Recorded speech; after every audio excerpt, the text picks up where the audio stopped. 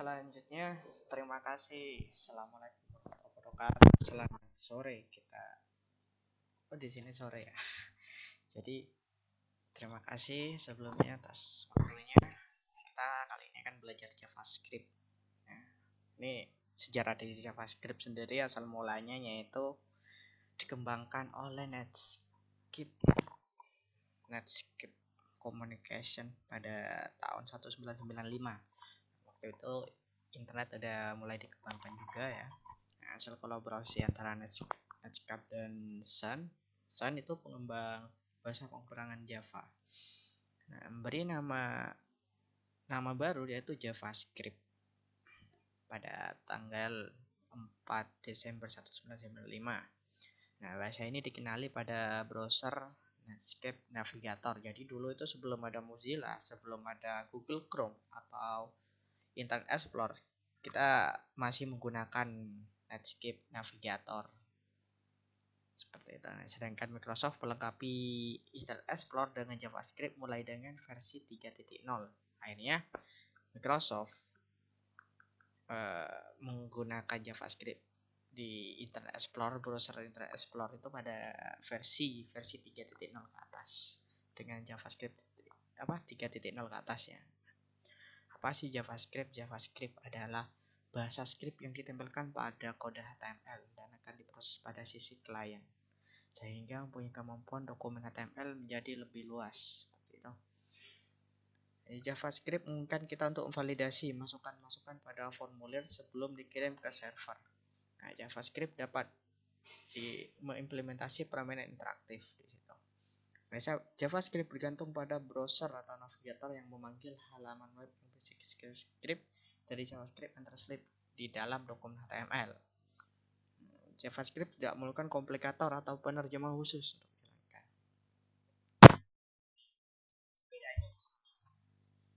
Pemrograman JavaScript, perbedaan JavaScript dengan pemrograman Java ya. Nah, JavaScript itu bahasa yang diimplementasikan langsung oleh browser, sedangkan kalau Java memerlukan Java Virtual Machine atau JVM untuk menerjemahkannya. Bisa lihat sendiri di sini kode terintegrasi dengan HTML untuk JavaScript. Nah, di Java kodenya itu terpisah. Bahasa karakteristik yang terbatas. Karakteristiknya terbatas di JavaScript. Nah, kalau di Java, bahasa karakteristiknya itu luas. Dimana ada penegrasian, jenis variabel dan macam-macamnya di situ ya. Hubungan dinamis referensi dari objek diverifikasi pada saat loading.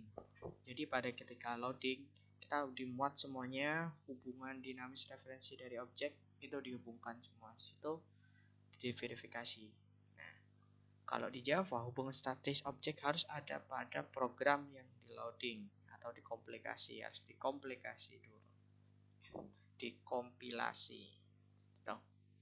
Kode program bisa diakses, kode program tersembunyi kalau di Java. Kalau di JavaScript itu lebih open sifatnya, seperti itu. Jadi JavaScript sendiri merupakan bahasa yang mudah dipahami karena memiliki kemiripan konsep bahasa pemrograman visual maupun Java ataupun bahasa C. Seperti itu. Jadi lebih mudah dipahami. JavaScript adalah bahasa yang case sensitif, artinya membedakan penamaan variabel yang fungsi menggunakan huruf besar dan huruf kecil. Nah, jadi di JavaScript kita harus berhati-hati dalam penggunaan namanya huruf besar, huruf kecil. Nah, di situ sangat sensitif, beda dengan pemrograman lainnya. Di pemrograman web misal kita menggunakan huruf besar, huruf kecil, itu sama. Maksudnya pemrograman HTML ya. Seperti bahasa Java maupun C, terus si JavaScript diakhiri dengan karakteristik titik koma seperti itu. Nah, ini bentuk JavaScript dan membuat komentar. Script tidak tereksekusi ya. Script dari ini kita bisa lihat sendiri contohnya. Dan kita lanjut meletakkan JavaScript pada dokumen HTML. Nah, ketika kita mau memasukkan ke dokumen HTML, kita harus memanggil script dengan menggunakan kurung buka script. Nah, itu bagiannya tag letaknya di HTML itu di antara tag head sama slash head. Jadi ada di dalam headnya itu ya. Pemanggilan fungsi JavaScript diletakkan pada dokumen HTML, bisa disebut bagian text body juga, atau nanti dipanggilnya di situ.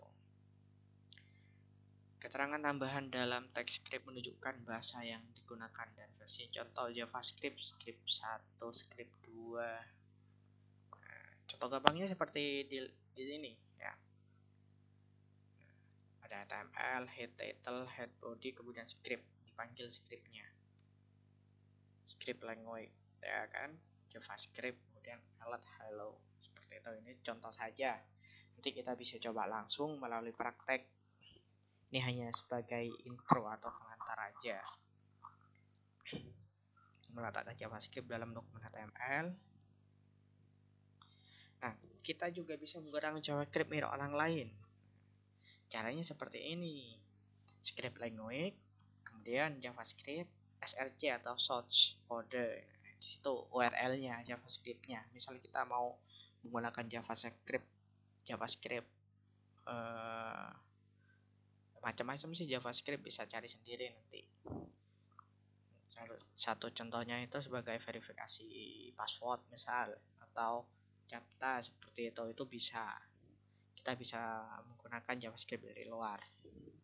Tentunya dengan HTML dengan URL-nya apa, misal HTTP apa, dan belakangnya itu pasti .js atau JavaScript ya. Nah, ini JavaScript sebagai bahasa berorientasi objek. JavaScript melakukan elemen-elemen yang tampil di jendela navigator sebagai suatu objek, yang artinya elemen. Nah, kita bisa lihat sendiri. Ilustrasi seperti ini, ada pohon, ada dahan. Di dahan tuh ada daun. Daun ada sarang burung, banyaknya gini segini ya kan. Bisa lihat sendiri. Contohnya nih, properti adalah atribut dari sebuah objek. Bisa lihat sendiri properti seperti apa. Kemudian teks ini adalah metode dari properti itu sendiri. Kemudian penanganan kejadian, event handler. Silakan ditulis nama kejadiannya apa, terus kumpulan kodenya apa di situ. Kita belajar namanya input data sekarang ya. Nah, ini kode JavaScript-nya. Bisa kalian coba sendiri nanti. Itu melakukan pemanggilan jendela, kemudian akan muncul prompt di situ. Masukkan nama Anda, misal siapa gitu. Nanti akan muncul. Oke, ini jendela peringatan sama jendela konfirmasi. Sama seperti Windows, ketika kita mau ngopi kemudian ada file ada di dalamnya lagi, pasti ada konfirmasi di situ. Mau copy, replace, atau duplikat di situ. Sama aja, ini variabel dari JavaScript seperti ini bisa dilihat sendiri. Dan deklarasikan variabel. Ada eksplisit, ada implisit. Letakkan variabel global atau lokal. Kemudian lanjut tipe data 1. Kembali lagi ke dasar ya, teman-teman. Dasar ada bilangan bulat, ada desimal.